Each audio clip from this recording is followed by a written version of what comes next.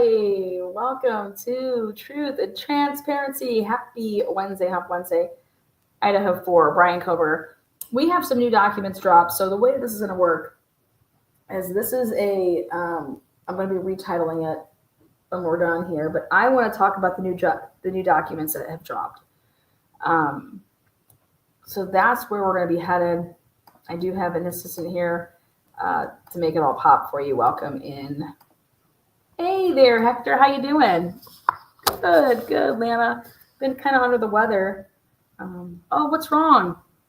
Well, my screen, it's just been a little fuzzy. I feel like I'm getting old in my old age here, moving around. So maybe you can clean me off.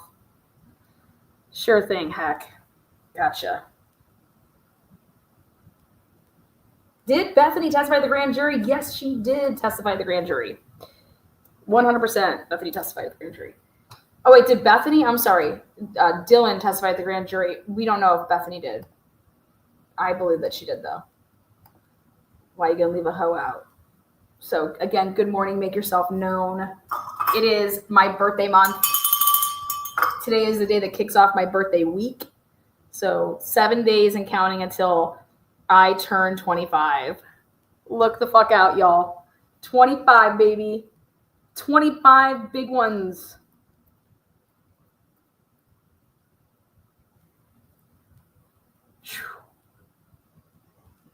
So yeah.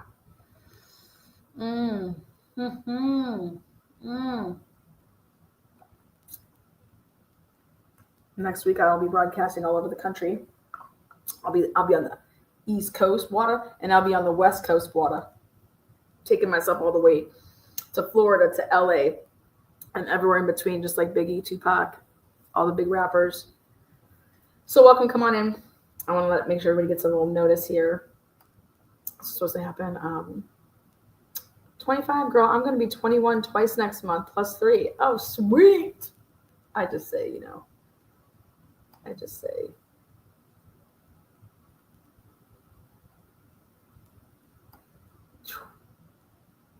I'm 26 by Moscow, man. Yeah, I love it. What's up? Yeah, so happy birthday week to everybody out there that's also a Pisces. Us Pisces, man, we're badass bitches and dicks. If you're a Pisces, make yourself known. So, again, we got some new documents. We got state's motion, response to defendant's motion number 10, in limine, which is the improper expert opinion of middlemen. Then we have the state's response to defendant's motion in limine number 8, which is unnoticed 404B evidence. And then we have the state's response to defendant's motion to file additional expert witness disclosures. And the Big Daddy. State's response to defendant's motion in limine number 11, excluding IGG evidence. And that's where we're going to begin. We're going to start ripping it. Was waiting to see what they would come with. Was waiting. I'm going to put out a notice, though, to all the members. Again, this was supposed to happen, let's see, Monday night, or people are like, Lana, weren't you just live? Now you're live again? Yep. Bringing it. Hit the thumbs up. Make yourself known.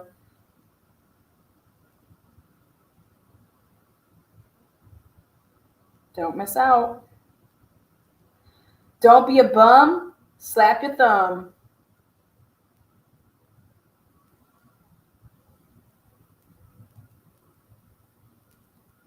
Okay. There we go. Channel members. All right. All the channel members just got a nice little reminder. Karen, $999.99. Birthday week. Happy birthday week. Let's get the party started. Thank you. Everybody's just a youngin' at heart. All right, here we go, guys. So the facts in June. So this is the big one. So in June 2023, now these are the facts according to the state. Let's not forget that. Okay, this is according to the state. Take a look. But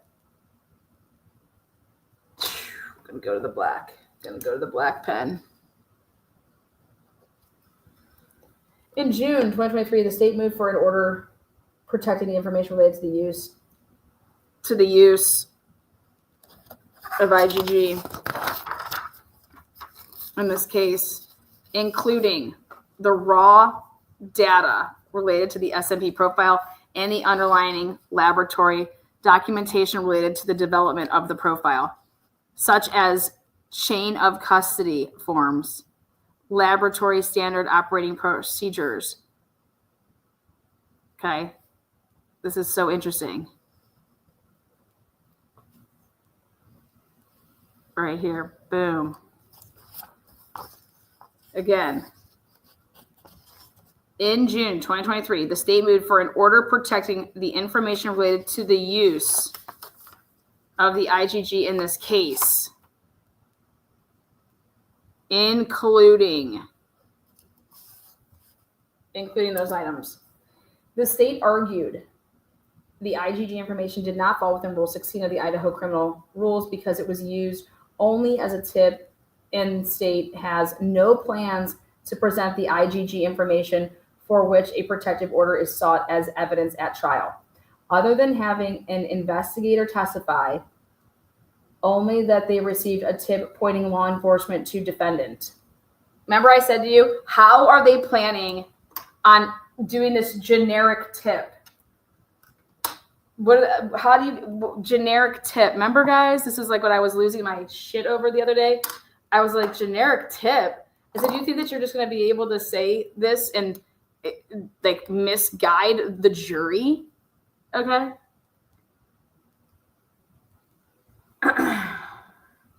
Eat a bag of D's coming in. I love it. I love it. This is what I was like, get out of here. So this is what they want to do, other than having an investigator testify. The state suggested that the court review the IgG information in camera to determine what, if any, of the IgG information should be disclosed to the defendant.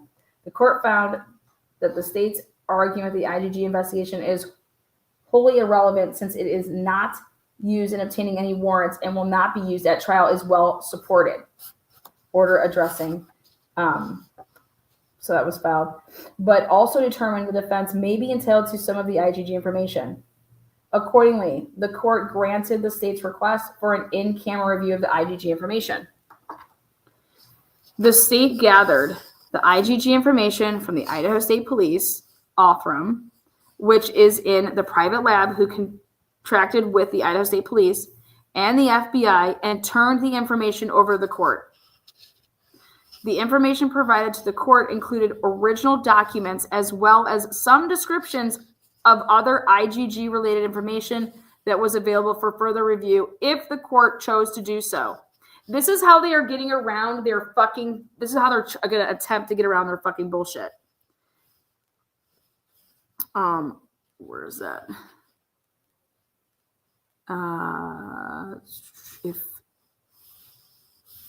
Some descriptions of other IgG information that was available for further review if the court chose to do so. The state then provided the defense the materials the court ordered disclosed.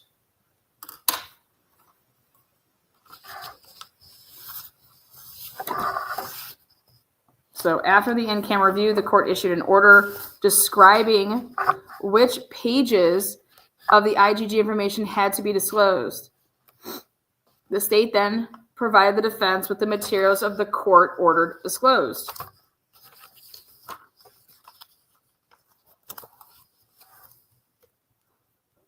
The court's in-camera order and disclosure order made it clear that all IgG discovery was to be filtered through the court. Nevertheless, a few months later, the defendant sent supplemental discovery request to the state requiring or requesting additional IgG information.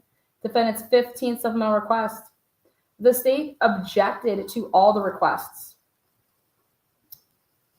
The state explained the basis of its objection was that the state had already provided the IgG information to the court. The court had already ordered what IgG information should be disclosed to the defense, and the state had already disclosed that information.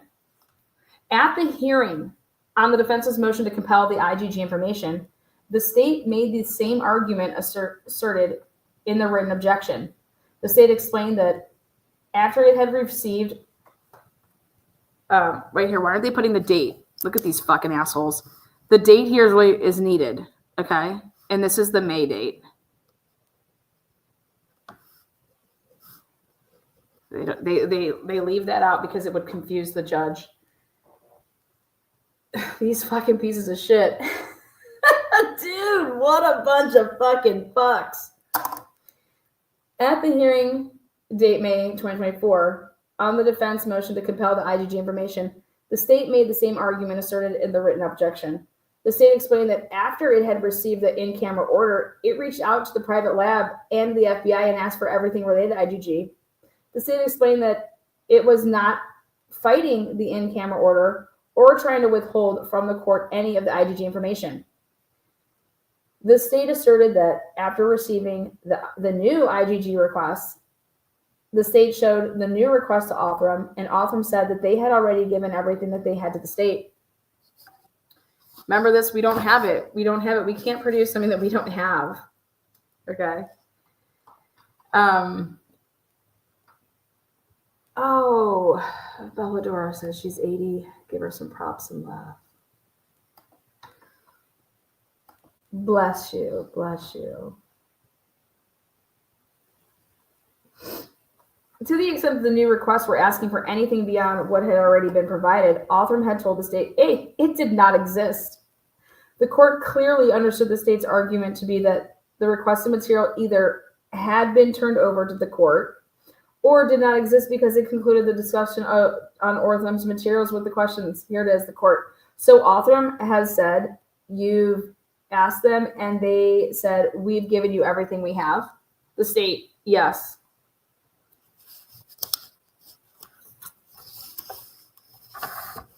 Yes. The court denied the defense's motion to compel as it related to the IGG information.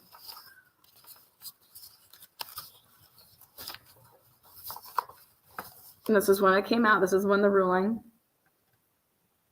See, so in fact is about the May. We have, it's the 30th. The defense later moved to suppress all evidence collected as a result of IGG on the basis that the IGG process violated defendant's right. When it says the defense later moved, which is in this, okay, the defense later moved to suppress, so that's the January, what we just had, hearing. At the January 23rd, 2025 hearing on the motion to suppress, ISP Lab Director Matthew Gamet testified that ISP had received Othram's standard operating procedures in the context of the bidding process used by ISP to secure a private lab perform work related to IGG. Shortly after the hearing, the defense sent additional discovery requests to the state related to the IGG information, including a request for Othram's protocols and procedures as testified to by Matthew Gamet. Defendant's supplemental 22. The state put together a response objecting to each of the IGG requests for the same or similar reasons it had objected to previous IGG-related discovery requests. The IGG discovery had already been handled through the process established by the court's in-camera order and disclosure order.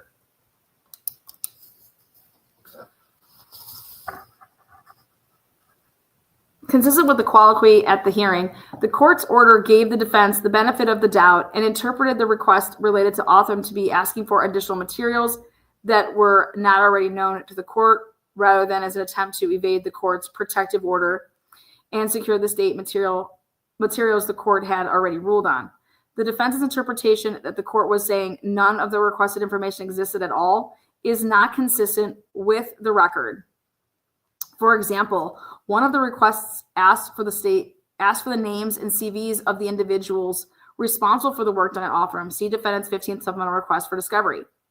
Exhibit N, page 1, filed on this date. Obviously, the state never represented to the court that the individuals who worked at Othram did not have names or CVs. In fact, the state had already disclosed in-camera information about the chief scientists who did the work at Othram, including his name and qualifications. Similarly, another Othram-related discovery request asked for any data file that was uploaded to any commercially available database, and the state expressly told the court, both in writing and at the hearing, that the documents existed, that they were responsive to the request, but had already been turned over. Second supplemental response to defendant's fifth motion to compel, page 2, stating in response to request 3 that no such data file exists other than the SNP profiles already provided. Emphasis added. And then see the date. This goes with the May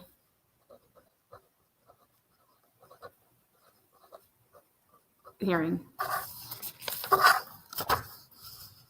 In putting together its response, the state learned in putting together its response, like this response, the state learned that Othram had provided its standard operating procedures to ISP. Get the fuck out of here! I'm done. Shut up. Oh my God. The state learned, get out of here. Get out of here. But ISP had not provided them to the Latah County Prosecutor's Office to be disclosed. Told you Idaho State Police sucks a dick. Okay. Do you guys see this? They're saying, yep, you caught us. But we have an excuse. We have an excuse. Because in putting together its response, the state learned that Othram had provided standard operating procedures to ISP. ISP's had it the whole time. Okay? It doesn't matter. It doesn't matter. You need to exercise due diligence. Okay? You need to exercise your ass. Move it, Bill. Bill Thompson, this ain't your first rodeo, is it? Fuck out of here. Everybody just blaming everybody. Okay? And saying that, oh, we're just finding out right now and we had to respond to this. That guess what? I don't give a shit. So, in putting together this response, wow. I mean, I just got to pause there. We just found this out. These kids were murdered in 2022. It's 2025. This is crazy. Crazy.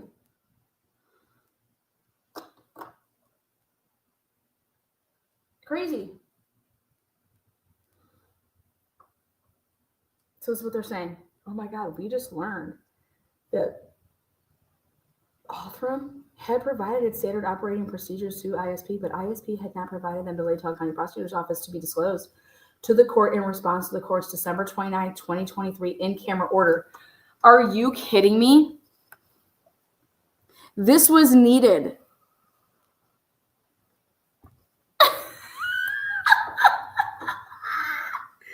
You want us to believe this shit? Specifically on February 9, 2025, the state first recognized that the form Othram filled out during the bidding process asked the bidder to submit written standard operating procedures. Wait a second. I just talked to my mom last night on the phone about something to do with operating, SOPs. Okay. And it had to do with school districts. Okay. That I wanted to know, if you were to call a school district, how good are they about reporting things such as, I had a phone call with somebody and these are the things that I was told and that I told this person and what they called for. What type of documentation, how much documentation are we talking about? What would be in a file? Have you ever had records requests like XYZ? Like just talking to her about a bunch of crazy shit. She's retired, living it up. So we're enjoying our talk. And then lo and behold, I would print this off after my talk with one of the smartest bitches. And here we talk, like, she's like, Lana, everything, you SOPs, everything. Like, there ain't nothing that you're going to do in this country that you don't have standard operating protocols. Okay, there's policies in places, especially when you're dealing with the government. Okay, the Board of Education, Board of Government. So that's what I thought. I said, would I have to FOIA request any of that shit? Or like, how do you suggest that I go about that? Get your ass down over the Board of Education. You're going to get everything and anything you want. Okay, thanks, Mom. So anyways, going back to this. Specifically on February 9, 2025, the state first recognized that the form Othram filled out during the bidding process asked the bidder to submit written standard operating procedures, and Othram's response indicated that Othram uploaded its standard operating procedure as the file SOP's zip. In-camera materials, ISP Othram contract documents. The state compared Othram's response to the information provided to the court in response to the in-camera order and found the state did not provide the SOP zip file as an attachment to the bid. Upon further review of its records, the state found that ISP had not provided the file SOP's zip to the Latah County Prosecutor's Office. The state then confirmed that ISP that had Othram, the state then confirmed with ISP that Othram had provided the standard operating procedures to ISP, but that they were inadvertently not provided to the Latah County's officers. Get the fuck up out of here. You want us to believe this shit? They uploaded something, but guess what? Inadvertently, it wasn't uploaded.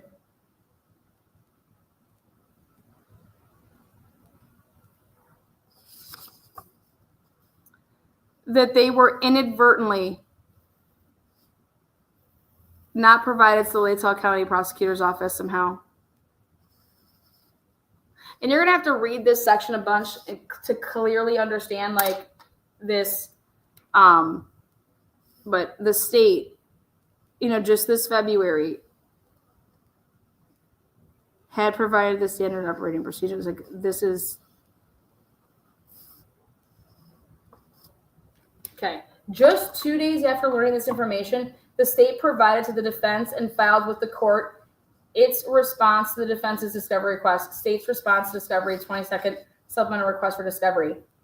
The state explained in its response that the bidding documents included for the court's in-camera review revealed the existence of the Othram standing operating procedures, but the state had inadvertently failed to disclose the standard operating procedures themselves. Yeah, we told you guys it was there, but then we realized that it wasn't. Get out. Oh, look at this. Now the state inadvertently failed. Inadvertently failed to disclose all these inadvertentlies. So here we are. After they were basically saying that, how do I best want to say this? Banging. It doesn't exist. We gave you everything. You Bill Thompson son of a bitch. You backseat Bill. You rodeo riding motherfucker. Okay. Just banging on shit like a wild man. Okay. I can't wait to get my picture taken with Bill, by the way, because as much shit as I give him, I'm sure there's a lot of good that he's done in his 30-year career. So I wanted to say, hey, Bill, like, no hard feelings, truth and transparency, that's me. But can I please, during the Christmas time, get a picture with Santa? That's all I want, okay? I want a picture of me and you, me sitting on your lap, okay, and me looking all googly-eyed at you, asking Santa for something special for, being so good or so naughty. That's all I want on my mug, is me and Bill Thompson. Now, all of you guys would pay for that merch. I hope Bill Thompson goes to Crime Con, all right? But anyways, moving on. So here we are.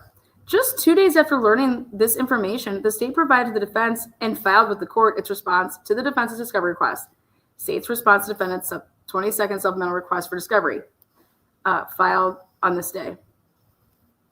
The state explained in its response that the bidding documents included for the court's in-camera review revealed the existence of Othram standard operating procedures.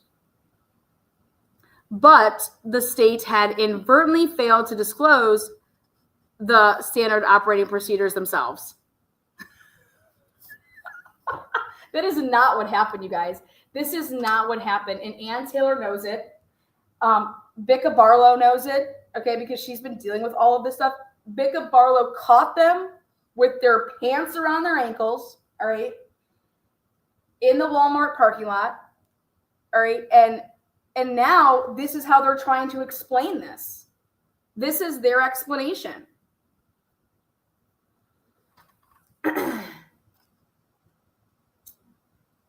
The state also explained that the standard operating procedures were covered by the court's protective order because the court had not required the disclosure of any of the bidding documents other than the MOU. Karen Ellis, happy birthday, Atlanta. Go and treat yourself with Jackson Bell. $1,999.99. Oh my God. Oh, woo. Fan me. Fan me. Also, we have a special guest in chat today. I can't wait. New Orleans lady. Me and New Orleans lady. We're hanging out. We're going to do a special live for you guys. Oh my God. Karen Ellis, $1,999.98. Oh God, that made my ears ring. Eat a bag of D's. You guys know what that stands for, right? My favorite saying in life. Eat a bag of dicks. If you don't use it, all right, guys, I'm convinced Karen is a billionaire.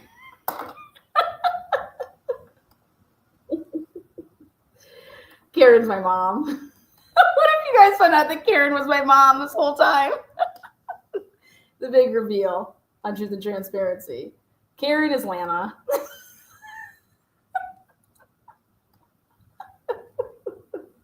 Karen's like, I wish. Oh, that was funny.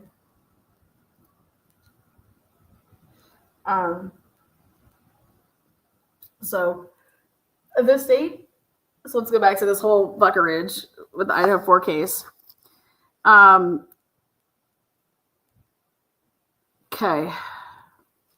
Including the document that revealed the existence of the standard operating procedure on the basis that the remaining contract documents are not relevant to any issue in the case.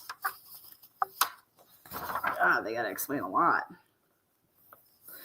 Now, 2 weeks later, the defense filed a motion limine asking the courts to exclude IGG evidence from the trial on the basis that the state allegedly violated Brady. Argument. The defense's motion is based on a mischaracterization of the record and in opposite case law. The state did not act in bad faith. The state never made the concession, the defense now claims, and the defense's reliance on Youngblood is legally erroneous. The defense has failed both legally and factually to substantiate a Brady violation. A, the defense motion is based on the wrong legal standard. Now, this is what's amazing, is now here we have it. This is what I wanted to see. I wanted to see a showdown between these two arguing now. Now the state wants it in, and the defense wants it out. And the state needs it because they need to somehow explain how they got to Brian Koberger. This is wild. This is absolute fucking craziness. This is amazing. This just proves that your probable cause is bullshit. Bullshit. Absolute. This is so fucking amazing to see now. The tables have turned. The tides have turned. And now we have the state begging on their knees to have IGG. Because without IGG, their jurors are they can't successfully prosecute Brian Koberger. Nobody's going to understand how you got to Brian Koberger because you didn't get to him by means of an amazing investigation with amazing staff and that they just did good old-fashioned police work and all this crazy shit. Okay? I love it. I absolutely fucking love it.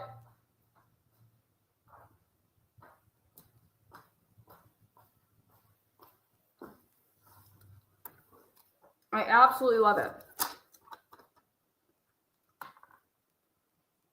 Karen said, Karen, don't ruin my mojo with that. Karen's like, you guys, $1,990.99 is in ZAR. Okay, it's not in U.S. currency.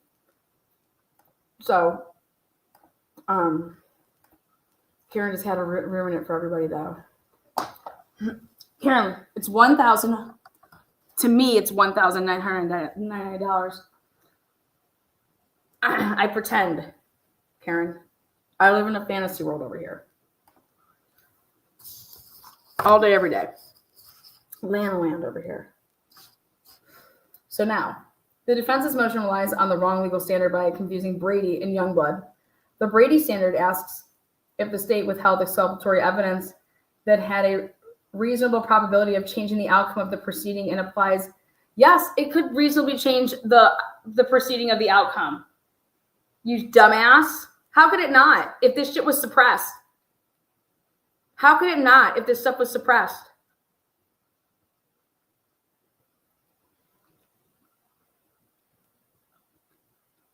If it could have.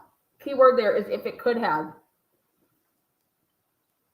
Had a reasonable probability of changing the outcome. No, it just if it could have.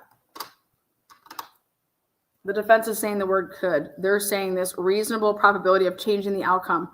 Who are you using for this? Which one are you using? There we go. I was wondering what.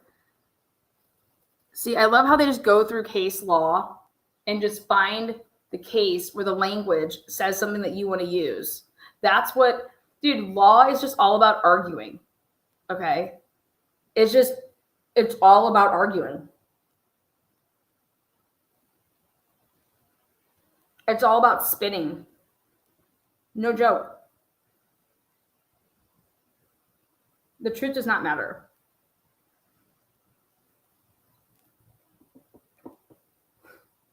Yuri's math teacher said, I'd feel more wealthy if I lived near Karen. I know the dollar just makes it seem so. $1. Love it.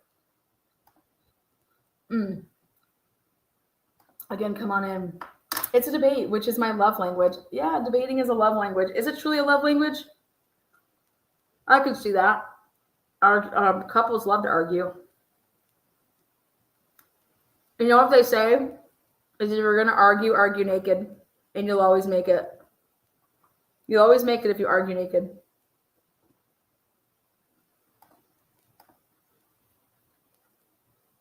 Don't mind me. I'm just eating some string cheese over here. Yum, yum, yum, yum, yum.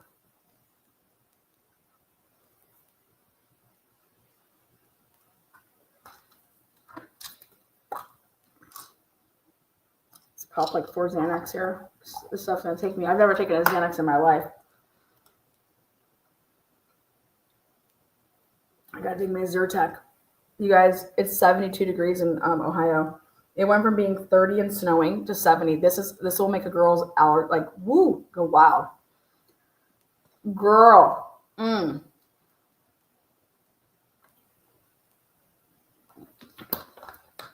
Let's do some shots. All right, so where are we at here? They're just going to argue about case law with the way that the wording was. About Brady, I'm not interested in your fucking argument.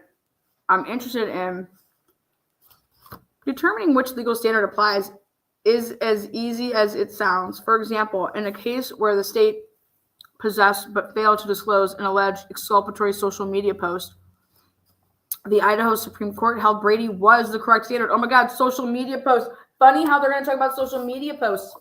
Shut the fuck up. You guys, talk about social media.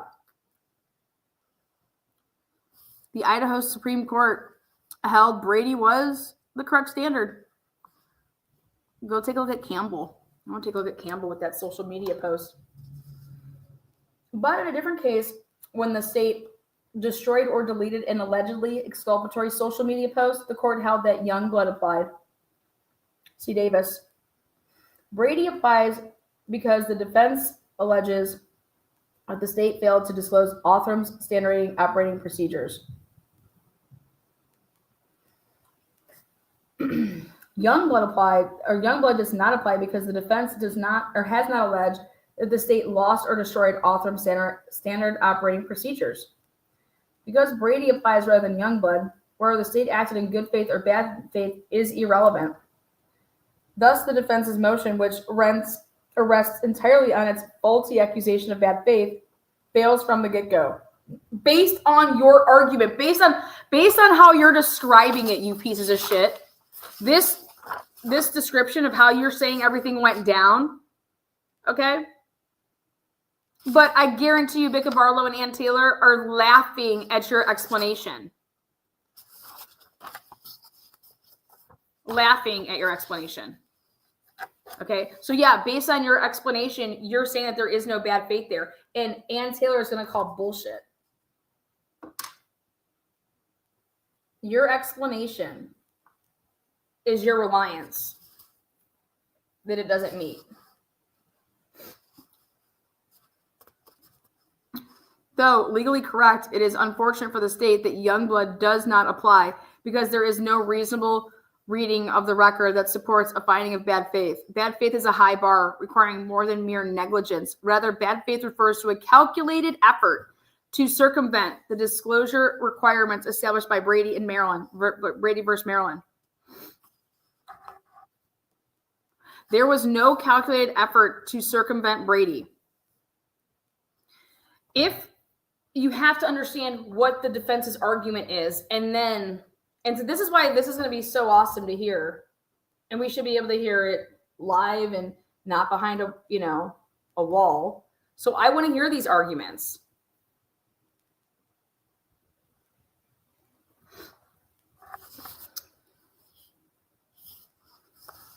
So here, they're saying the state disclosed to the court the records it had.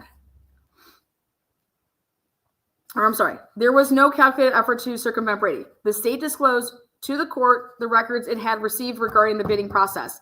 Then, just 2 days after learning that the standard operating procedures themselves were inadvertently left out of the material provided for in-camera review, that's saying that you didn't know. You knew the whole time that they weren't in there. That's what I believe. I believe that they knew the whole time that they weren't in there. They just acted like they were in there.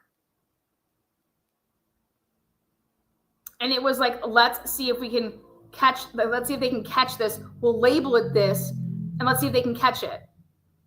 Okay? That's what I believe.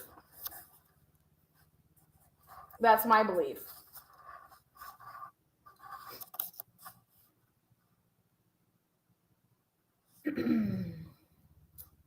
So they're saying then just 2 days later, after learning that the standard operating procedures themselves were inadvertently left out of the material provided in camera review, the state notified the defense and the court still 6 months before the trial. So we notified you. Yeah, only because we caught your bullshit because of Middleman's testimony or Gamut's testimony, you fucking fuck. We didn't have that. We've been asking for it. The state acted in good faith, and there is no reasonable basis to conclude otherwise. So, Anne needs to take this, and she will here with Becca Barlow, and you're seeing that here's their argument. You need to know exactly what they're saying, and then when they try to make a claim in open court, all right, squash them, and if you don't be fucking mad about it. But you can't say one thing in writing and then go and oral argue a different way, like Ashley Jennings did. Ashley Jennings legit was up there twirling around like a fairy. But see, we didn't have the documents because they were sealed at the time. I would have, if that just would have been open to the public to be viewing from start of the hearing on, we hear it at the oral arguing point. which was very hard to understand what the hell's going on. All right, now you go back and watch that and actually have the motions in front of you of what was written. Ashley Jennings is a fucking bumbling fool. And you have to know your case, and you have to know what they wrote is your argument. And then when they try to argue a different way, you have to pop them with, that's not the state's position. So the state's position was this, but now it's changed to this because of what has been uncovered, Your Honor.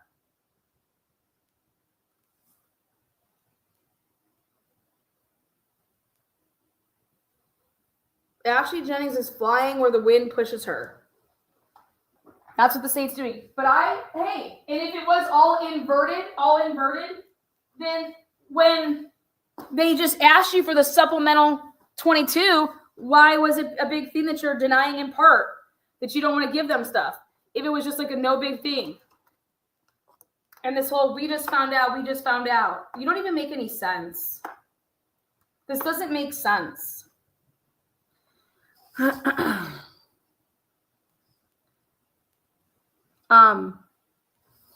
This is their argument.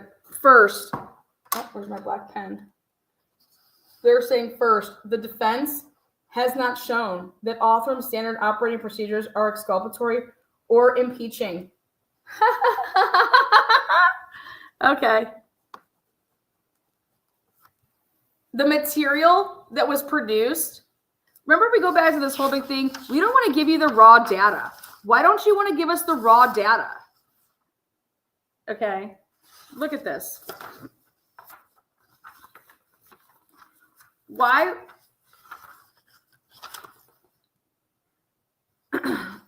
In the June 2023, the state moved for an order protecting the information related to the use of IgG in this case, including the raw data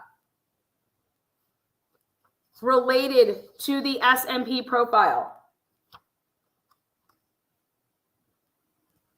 Why?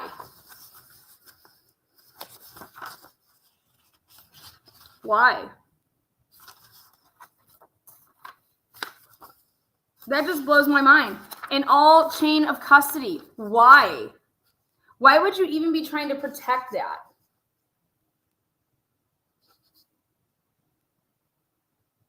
But now you want to just say to the jury that we got a tip and his name was Brian Kober. That's what led us to investigate him. But that's all we have to say. So, but first, the defense has not shown that Othram's standard operating procedures are exculpatory or impeaching. Much of the defense's argument is based on a misreading of the transcript of May 30th, 2024. So now they're saying that, listen, the defense is not even reading the transcripts right, okay? To say that the state conceded the IgG information is relevant to the case. Oh my God. So you're saying that the IgG is not relevant to your case? What? Of course, relevancy is not the proper standard. Oh my God. The defense omitted from its motion the beginning of the state's argument at the hearing, which demonstrates that the state maintained its position that none of the IgG information is relevant, and that the state's reference to the court's order were referring to the in-camera order requiring the state to turn over IgG information over to the court, not the disclosure order requiring the state to turn over some of the IgG information over to the defense. How can they sit here and say that the IgG is not relevant? These people are insane, but yet they want to be able to use the IgG in some capacity because they have to be able to tell the jury how they got to Brian Koberger. This is absolutely fucking disgusting and wild. Carbon's first chuckle of the day, what would that be?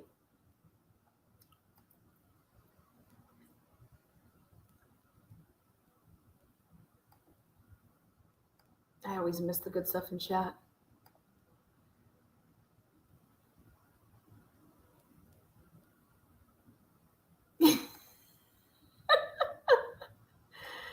Zoe Haynes is not, so you don't use it or talk about it ever again. I don't want to hear about the sheath ever again.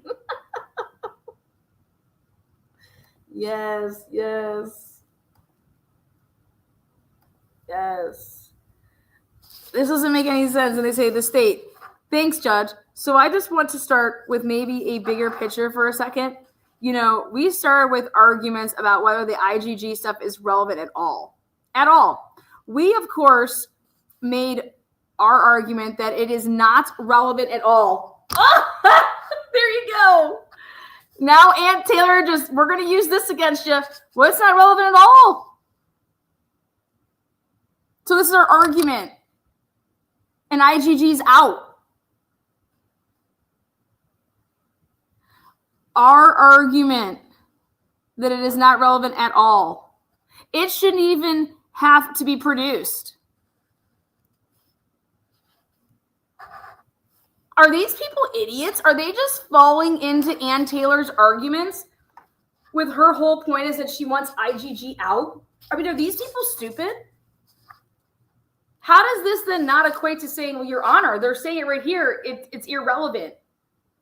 And we agree. So we want a motion in limine that the IGG is not to refer to in any way. And that would require, and that also would mean about the tip.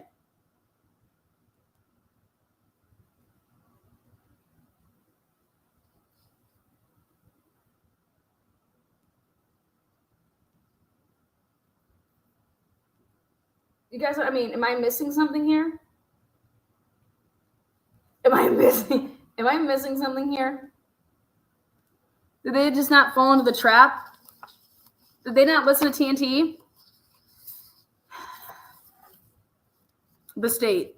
The court makes the decision, and so we complied with that order. In light of that portion of the state's argument, it is clear that the next portion of the state's argument was nothing more than the state acknowledging that to the extent the required material exists, those materials fell within the scope of the court's in-camera order, and pursuant to that order, they're trying. It's like we have to cut our, like, we got to make sure that we don't have Brady here. Okay, so we're gonna lose the IGG, guys. It's the only way that we can save our dicks. That's how I look at it. Okay, is that we have no choice now but to. We didn't commit Brady. We're going to tell them it's not even relevant because this is our position, blah, blah, blah. And we're probably going to lose the IGG then at court. That's how I see this. Because you cannot then turn around and in a different argument say that you need the IGG in some capacity because you have to be able to tell the jury how you got to Brian Koberger. Are you fucking out of your mind? How do you argue that to the court? And the courts and then the court say, yeah, I agree. I mean, if that's not, I mean, do you want there to be a trial too?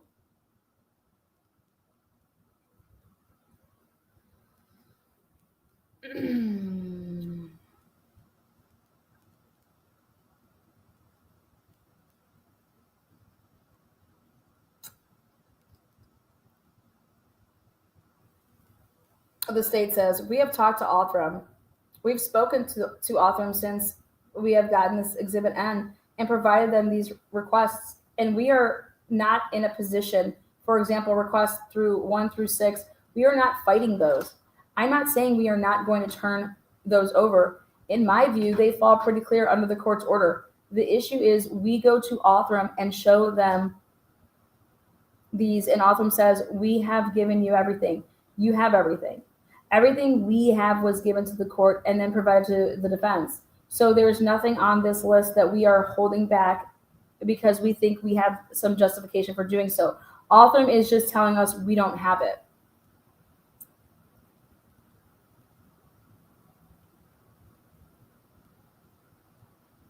And I'm just like, I'm sitting over here, like, okay. So here the state is saying that the state was referring to the in-camera order and turning over materials to the court is also clear from the orders themselves. The in-camera order required the state to disclose a category of information to the court, all the IGG information related to the case. The disclosure order, on the other hand, specified precisely which pages of the discrete information reviewed in camera needed to be turned over to the defense. Given the nature of the orders, it would make no sense for the state to assert that any additional information not provided in camera was subject to the disclosure order. The defense's misreading of the transcript pales in comparison to its misreading of the state's motion for a protective order. Pales. So they are sitting here accusing the defense of, you guys can't read shit. All right? And I'm over here just saying, you're a moron. You're arguing now on both sides of the field. We need the IDG. The IDG is irrelevant. Which is it, bud?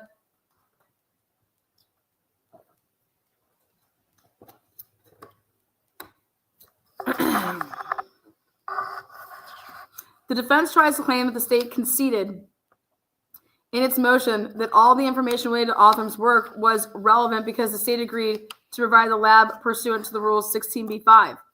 Nothing could be further from the truth. You know, and I've seen those words before. And when I've seen these words before, it usually means the opposite. Just nothing could be further from the truth. The state dedicated an entire section of the motion to explaining why Rule 16b-5 required only the disclosure of the scientific report and nothing else. The state also affirmatively argued the rest of the IgG information should be protected because it fell outside the Rule 16, including any raw data related to the SMP profile and the underlying laboratory documents related to the development of the profile, such as chain of custody forms. But why?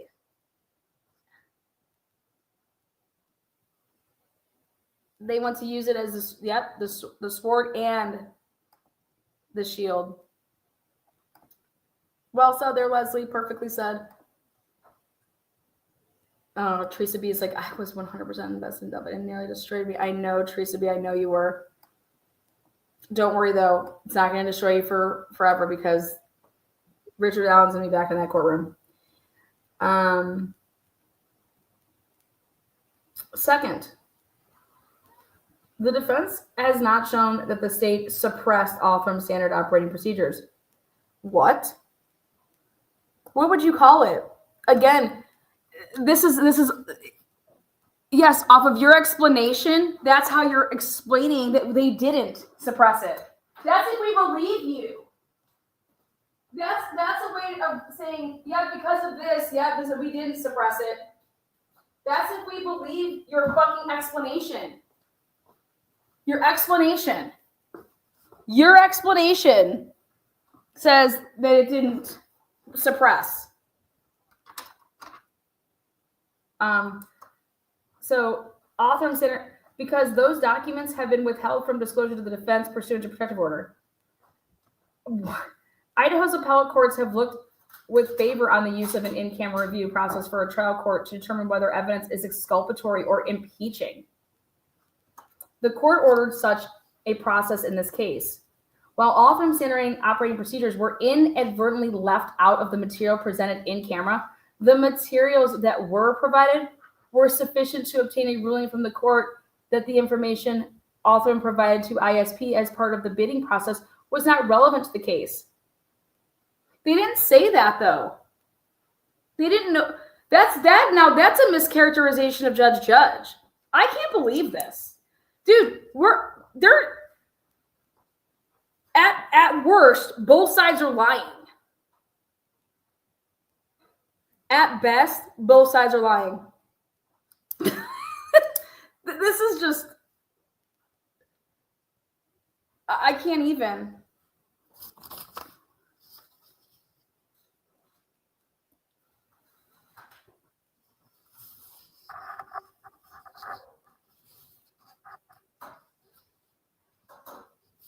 Matthew Gamet testified about Othram's protocols and procedures in the context of the bidding process.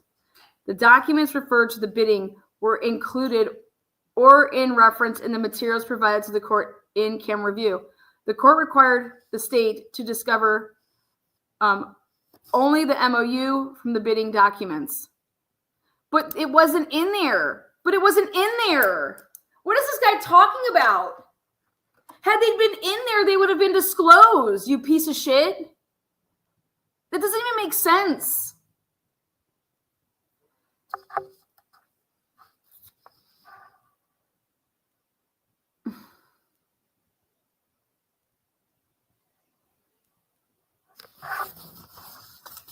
I can't. I just can't. I just can't.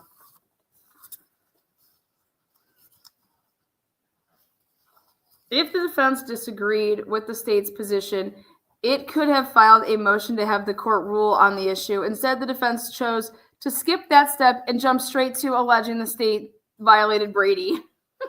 Dude, we can't work with you people. That's why we skipped that step. Fuck you. I have a right to do how things I want to do it. They're basically saying, if the defense disagreed with the state's position, it could have filed a motion to have the court rule on the issue. Instead, the defense chose to skip that step and jump straight to alleging the state violated Brady. And this is what I think is crazy about it, is because I'm not alleging anything. We're not alleging anything. Your explanation after we alleged comes into play. It didn't come before. It didn't come before. You and your fucking argument and your reasonings came after we filed. After you denied us to get those things, you piece of shit. That's the order of a timeline matters here, sir. In the order of events is bullshit. After the defense laid out in very good fashion, Bicca Barlow did it, then the state comes back and says, and has all these excuses in the beginning as no, it was all just inadvertently. You guys, this should just tell you a lot of things, though. They are not prepared for a capital case. They are not prepared in the slightest, in my opinions. But if the judge just keeps on doing what the judge is doing, then, but at trial, present your case. Present your case on how you got to Brian Kober, because I can't wait to see this. That's where my interest lies, on how the state is going to present its case.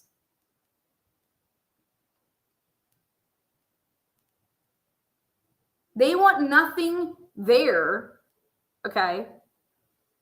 How are they going to explain their case? Who's going to explain their case? Nobody remembers anything. Nobody did anything.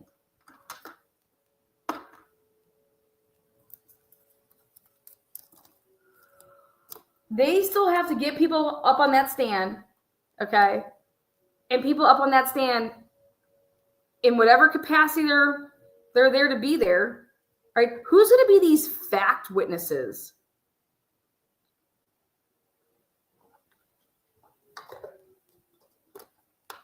Fuck these experts. Who are the fact witnesses going to be? No receipts, no notes. They got nobody.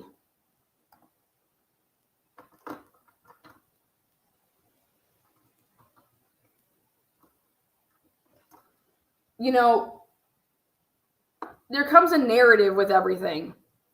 Anytime there's a case and it goes to trial, there's a narrative. What's this narrative going to be? What's this narrative going to be?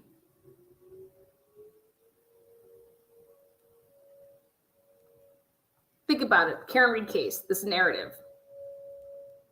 The case is laying, the prosecution's laying out a narrative. What's the state's narrative going to be?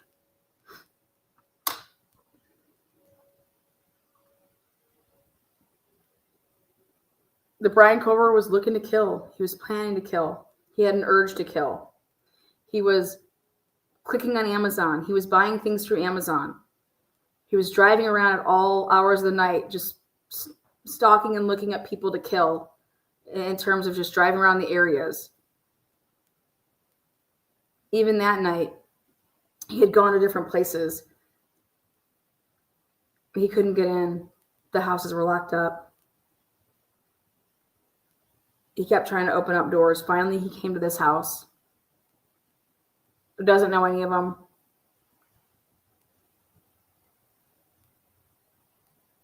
Went in. Killed 4 people.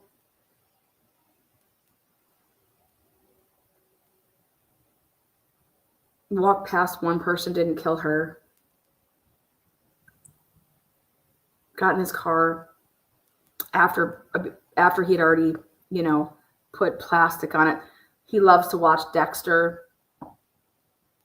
He wrapped up his car.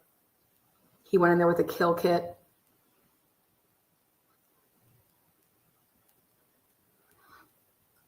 He just so happened to know, or didn't know, that these fraternities and these sororities were always pranking each other. And Brian Culver got lucky with the house that he picked because these sororities and these fraternities, they were always pranking each other, dressing up, trying to scare each other, playing tricks on each other, pranking, as you will hear from the parents, as you will hear from witnesses, always dressing up in masks. Every kid on campus owns a knife. They grew up in Idaho. Their families are teaching them how to go hunting at a young age. So Brian Culver gets lucky here because the surviving roommates, who are heroes, they'd been out drinking just like every college student out there, and they didn't call 911 because they thought it was just a prank. They thought it was just another sorority and fraternity prank, as they do so often with each other. Then they slept in after texting each other how scared they were. And they slept in until about 10:30. Then they texted their roommates again, who they texted during the night and weren't answering, even though that they heard them crying. And then they texted in the morning, still no answer. Then Dylan, who very rarely talks to her dad, had a text exchange with him. Then they summoned some friends over 5 minutes before 911's called. Because they're all downstairs. They never went upstairs. They have a bathroom right there. They use the bathroom in the morning. They were all planning to go grab brunch, so there was no reason to go upstairs. They were going to go eat when they summoned the friends over.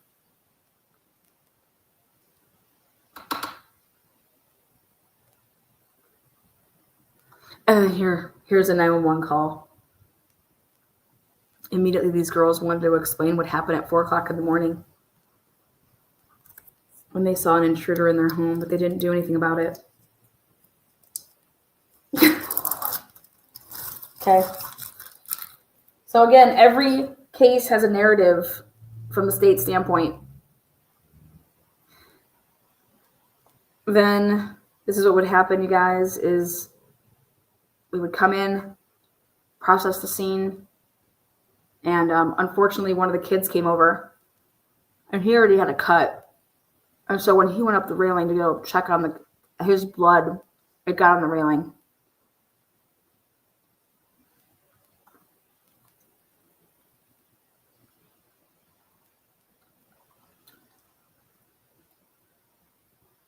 The police would process the scene.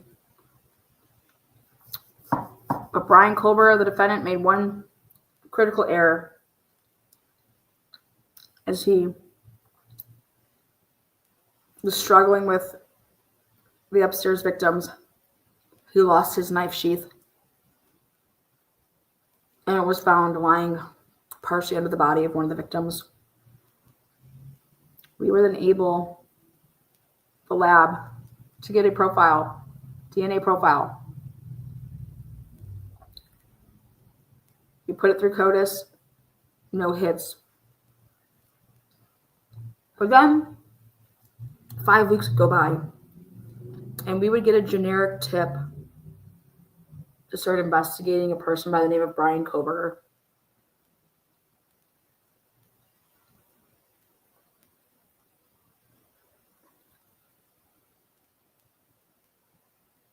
We tried to get his DNA by lifting it off a cup or at the different areas that he would be in and around. He was always wearing gloves, so we couldn't get his DNA. We noticed, though, that he had a license plate that didn't have a front plate on it because he was a PA resident at the time before he came to Washington. And he had a white sedan registered in his name. We had cameras in the area, and we noticed that there was a white sedan that was circling the house 4 times before going into that home and brutally murdering 4 students. We then traveled to Pennsylvania, and we lift the trash from the garbage, and we test those items, and one of those items came back as being a statistical match, that the sheath belonged, that was the biological dad to the person whose DNA was left on the sheath.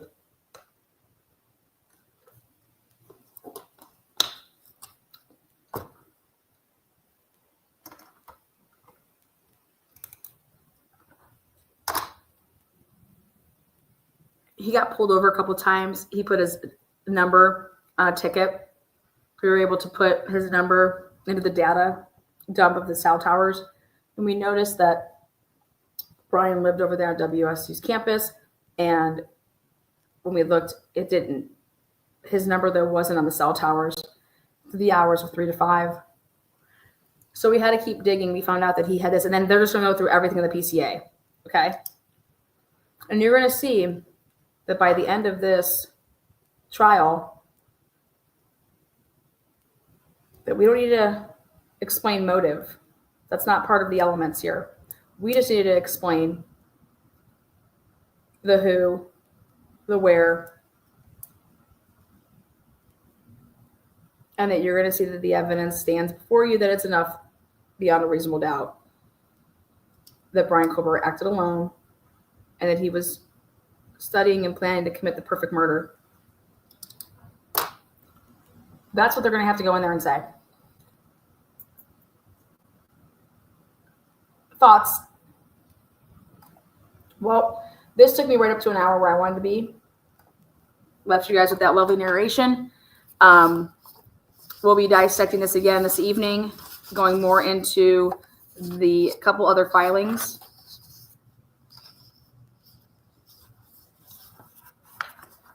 But this motion in limine hearing is going to be fire, because now we have a huge switch in positions. The state wants IGG, and the defense doesn't. So a complete switcheroo, and you have the state that needs IGG, and you have the defense who wants IGG out, and it's 2 complete opposite positions now. So thank you guys so much. I will be back. I'm going to talk about the new case that's out there, the missing girl, University of Pittsburgh student, here at 2 o'clock. We're going to do Google Maps. We're going to make some phone calls, but I want to see if we can get some surveillance cameras. I'll explain this hotel, this all-inclusive resort. We're going to see what we can do. So if you guys want to come back and join, there is a student missing from the University of Pittsburgh. She went to Punta Cana for spring break, and it's like a Natalie Holloway type of thing, except we have a lot more resources now here in 2025 than Natalie did back then. And so hopefully maybe we can get some of us here in chat looking at some things and seeing what's going on over there. But the Dominican Republic right now is not a safe place. This has happened far too much. So again, thank you guys so much for joining. You guys could watch and be anywhere and you choose to be here. Brian Koberger, what's going to be the reply here by Ann Taylor? Will she even have a reply? I'll be discussing this more tonight. Thank you guys. See you on the flip side. Moderators, thank you. Again, Karen, thank you so much.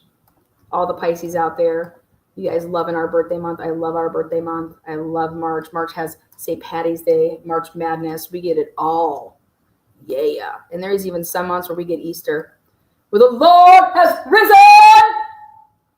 All right, guys. Peace out. Go party it up.